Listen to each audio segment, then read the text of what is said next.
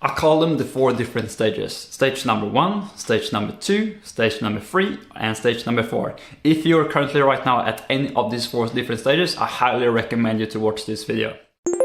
I'm not a doctor, I'm just a guy that lost my hair multiple times and managed to grow it back multiple times as well. I've been on and off treatments many times, and I know these things actually work. So myself, I was at stage number 3. Okay, I had almost lost all my hair, however I managed to grow it back in just 3 months. After just 3 months, I had managed to grow back almost all of my hair. And this was amazing, and I got so much confidence back again because I was very insecure. Although most people will just start using finasteride and minoxidil, yes, those things do work, but sometimes we are, like myself, I was very skeptical to start utilizing any form of pharmaceutical because I didn't know how it worked, how I would feel, if I would have side effects, and I didn't even know what to do if I were to stop the treatments. How would I get my DHT levels to return naturally back again? So stage number 1, I call this, I just want to prevent hair loss no matter what. I have a fixed set of hair, and however I just want to prevent making sure I don't get thinner hair no matter what. First thing I would be doing is I would be looking at what type of shampoo are you using.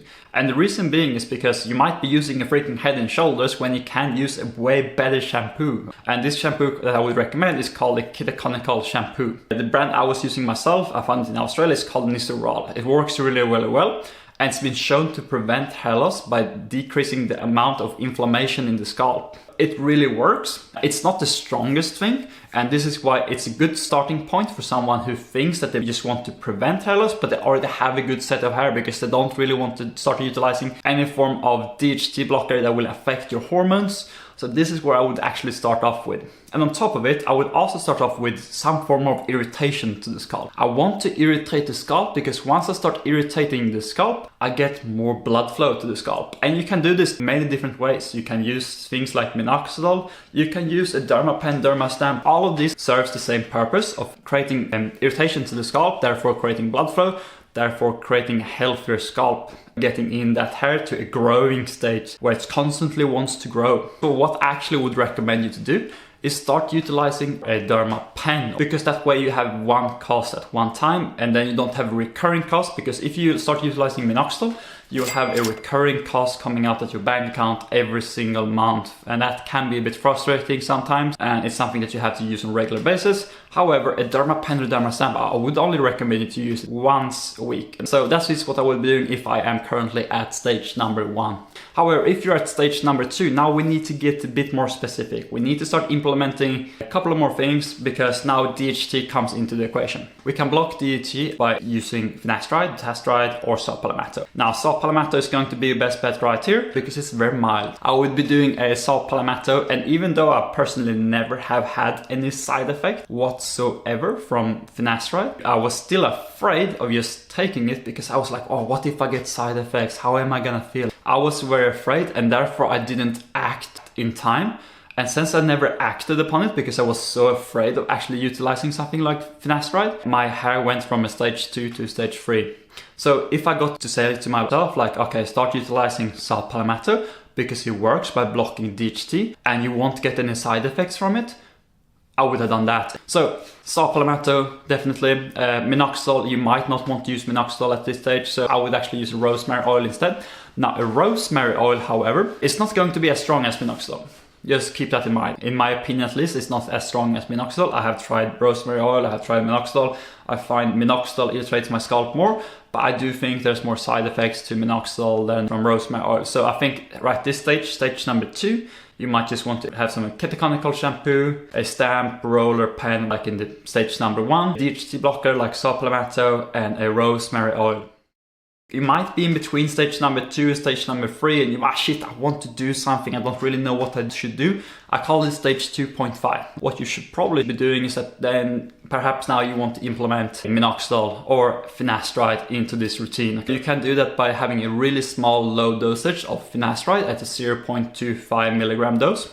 And therefore you won't get any side effects, and then you kind of get used to the drug and you get to see how you feel, rather than jumping up to like a freaking 1 milligram dose where you crush your libido and you don't feel good, And although that doesn't happen to like 98% of the people, you might be within that 2%. And how do you actually know if you're going to be that 2%? Well, it's very easy to know if you're going to be that 2%. What you do is you have a look at your blood work before, and if you see that your DHT levels are already freaking low, ask your doctor. They should be able to tell you that. Also, if your estrogen is extremely high, you might not want to start utilizing finasteride, dutasteride, and stuff like this, because once we stop the production of DHT, what's going to happen then? You will increase the amount of tests that we have in our body. However, when we increase tests, we also increase estrogen. Meaning our estrogen was already up here and now increase it even higher. Shit, you're gonna get some nasty side effects, and now is when you get like gynecomastia and you get those things that you don't really want. So if you already have high estrogen or you have a very low DHT, it might not be a good idea for you to jump on these products. That's when you hear those scary things, those like 2% people who got nasty side effects. However, at stage 3, I call this the GameCube controller phase. Your hairline looks like a GameCube controller, and this is where my hairline was as well. It looked like a GameCube controller. Every single time I will look at that GameCube controller, I thought that is my head. Okay, never mind. So at this stage right here, you can obviously shave your head off, but if you don't want to do that and you want to actually grow your hair back, which this video is completely about, I would recommend you to start utilizing finasteride at a 0.25 milligram to a 0.5 milligram dose.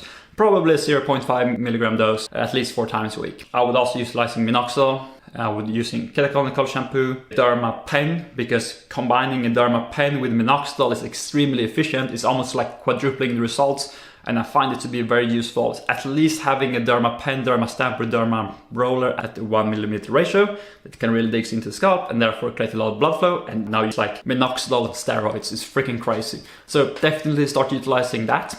You can use stuff like gelatin as well. I use it myself. People ask me, oh, do you put it on your head, rub it in? Do you consume it? I just consume it. I heard people that puts it on the head and rub it in.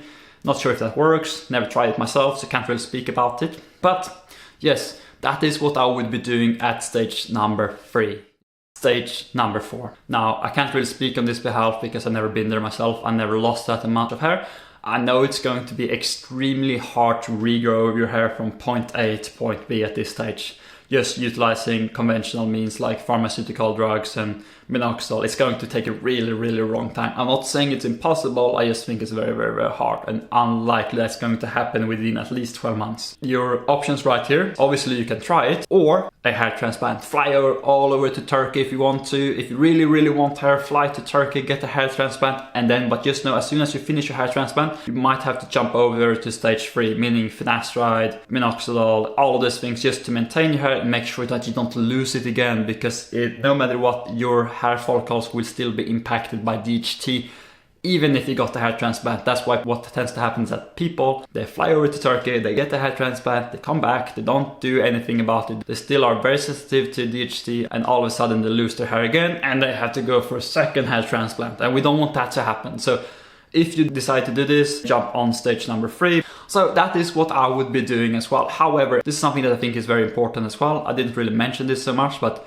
what do you actually do if you stop utilizing finasteride or dutasteride? Now, saw palmetto is not really going to fall into this category. One thing that you can do if you want your DHT levels to come back to normal very, very fast, very efficiently, start utilizing creatine. Now, creatine has been shown to increase DHT levels. It has never been shown to increase DHT levels in the scalp. However, it's been shown to increase DHT levels in general, meaning you can utilize creatine at a higher dosage, perhaps a 10 milligram dose, to bounce back your DHT levels back to normal. And therefore, once you stop something like finasteride, you don't have to have negative side effects. When you stop your finasteride, most likely you're going to get a drop in testosterone, and your DHT levels is already quite low because it's not really recuperated and recovered yet. Now, what you can do right now is implementing the creatine, start working out, being very healthy, eating good food, get it back to normal. And then you're gonna feel like you never took any form of finasteride or DHT blocker whatsoever. You can utilize creatine in your favor, and you can get it from anywhere these days.